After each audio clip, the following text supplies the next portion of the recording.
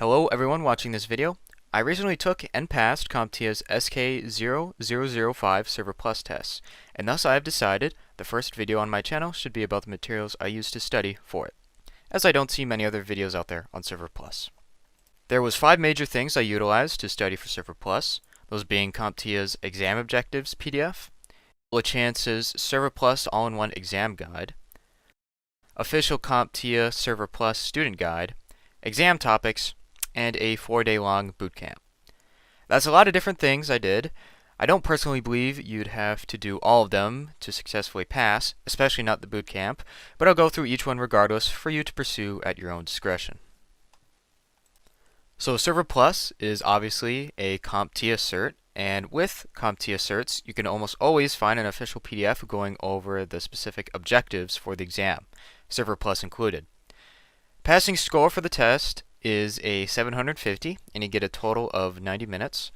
In addition to this, I'm fairly certain the max score is 900. The number of questions per test varies, but the absolute max you can get is 90. In this PDF, CompTIA lists every single objective that Server Plus could possibly test your knowledge on, and there's a lot. The main 4 are server hardware and installation management, server administration, security and disaster recovery, and troubleshooting. Another interesting metric CompTIA gives is the percentage of examination, where they list each exam objective and what percentage of the test will focus on that objective. As you can see, the test is heavy in administration and troubleshooting, something I definitely noticed while taking the test, specifically troubleshooting. The last bit of handy information this doc goes over is the acronyms. CompTIA has a list of all testable acronyms and what they stand for. This is something important to note with CompTIA, at least with the 2 tests I've taken from them so far, is that they often use the acronyms of something instead of the full name itself during the test, meaning you have to not only know the usage of something, but remember its acronym. It's not actually as difficult as it sounds, as long as you start off studying with the acronyms in mind instead of the full name.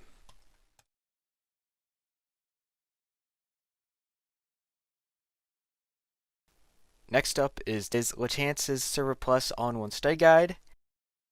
Now, I conveniently had access to this book digitally through my employer. However, I've included a link to where you can buy it online. And it's a pretty beefy book with over 400 pages, but it's definitely worth the read. Lachance's study guide for Server Plus is split up into 8 chapters, those being Introduction to CompTIA Server Plus Essentials, Server Hardware, Server Operating Systems and Server Roles, Server Storage, Server Network Communications, Server and Network Security, Troubleshooting and Performance Optimization, and Disaster Recovery Planning. Something to be noted is that the chapters here aren't in exact order with the exam objectives. However, all exam objectives are covered in this book. Appendix B contains an objective map listing where each specific objective can be found in the book. This is useful if you want to focus on specific objectives or follow CompTIA's objectives in order. When I went through this book, I just read it all as is. At the end of each chapter, except for chapter 1, there are hands-on exercises and a chapter review that can be used as practice for the test. The hands-on exercises run you through things you can do at home on a computer to better yourself practically, and the chapter review is a series of practice questions similar to that on the test. And of course, at the end, there's a glossary going over just about anything you could hope for. One thing to note is that scattered throughout this book there are exam tips randomly placed by the author to help you on the test. It's basically a foot stomp or a "this is very important to remember" tidbit for the test. I personally wish I had gone through some of these before I actually took the Server Plus test, but since I passed, I suppose it doesn't really matter. Also regarding this book, I read it on and off over the course of about a month before I knew I was going to take my Server Plus boot camp, which was also provided by my employer, but more on that later.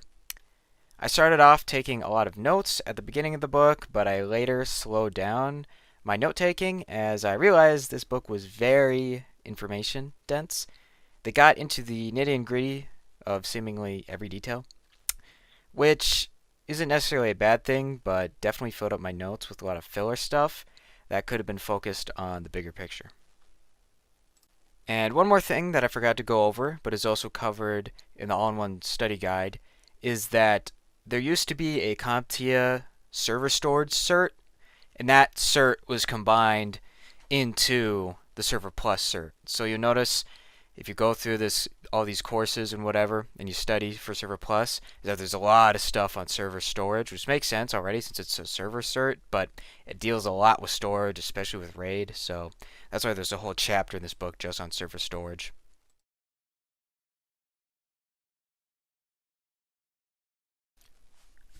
Now on to CompTIA's official Server Plus student guide. I know I had this one listed separate from the bootcamp I took part in, but I'm going to include the bootcamp here as this book was provided to me during the time I was studying there. Essentially, my employer paid for me and some other coworkers to get the Server Plus cert, which led me and them to take the bootcamp together, and this book was provided us during that time. The book went along with the slides our proctor went over in the class. Thus, as he was speeding through the slides, I would quickly highlight important information as we went. This book doesn't go along in exact order with CompTIA's own objectives, but as Lachance's book, it does have an index in the back listing where each objective can be found. It is split up into 12 lessons that can be seen on screen, of which I'm not going to go and list them all, but they're there. And despite having more chapters than Lachance's book, I do feel at times things were discussed in less detail than Lachance's book, or things were missed entirely. It was, however, nice to have a physical book in front of you that you could highlight and place sticky notes in for quick reference and or book noting for further study. Also, at the end of each topic in each lesson, there was a series of written questions to review what you went over. I didn't do all of them, but I did go over the questions in the areas I sticky noted to get some additional practice with that material. Despite having an entire lesson on troubleshooting, at the end of each lesson it would also go through troubleshooting steps for the individual topics of said lesson. And these troubleshooting topics occasionally had cheat sheets of sorts for troubleshooting systems and server issues, which I found extremely helpful. In fact, I have since copied these tables down into a separate doc to be memorized and referenced at work if needed, as I found them quite helpful. Now, having an experienced individual with many CompTIA certs teaching the bootcamp, which went along with the book, was very handy and nice. However, I felt as if sometimes he went off significant tangents and could have stayed a bit more focused, but I didn't really mind too much as he was very knowledgeable and rather quite funny, to be frank. He also gave us quite a few exam tips, similar to Lachance's book, that did help out on the test. And he also had some specially curated practice questions, which we could go through that helped a lot out on the exam. And the Server Plus exam my coworkers and I took were also technically part of our bootcamp deal. Additionally, our boot camp was in total only 4 days long, final day being that exam, which meant everyone there was cramming fairly hard, and the boot camp is more so designed to pass the test, not quite know the material. To conclude this part, I'd just like to say that for studying, I think you should buy a textbook, but I would not suggest CompTIA's official student guide. I would go for Lachance's book. It is more in depth and covers more things that I think CompTIA's book actually did. I'd also purchase a physical copy of it, not a digital one, for the ability to highlight and stick sticky notes down. One more thing I found out while editing this video is that there are actually 2 official CompTIA Server Plus textbooks. The one I had been using was the student guide, but there is also a self-paced study guide available.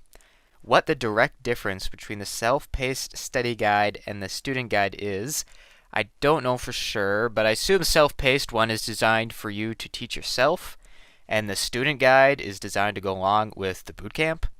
The self-paced study guide is cheaper than the student guide, but Lachance's study guide is significantly cheaper than both, so I suppose that is just another thing to consider. We are finally talking about the last resource I used, Exam Topics. If you, the viewer, don't already know, Exam Topics is supposedly an exam dump website. This means they rip questions and answers from some of the most popular exams and post them online behind a paywall for people to study.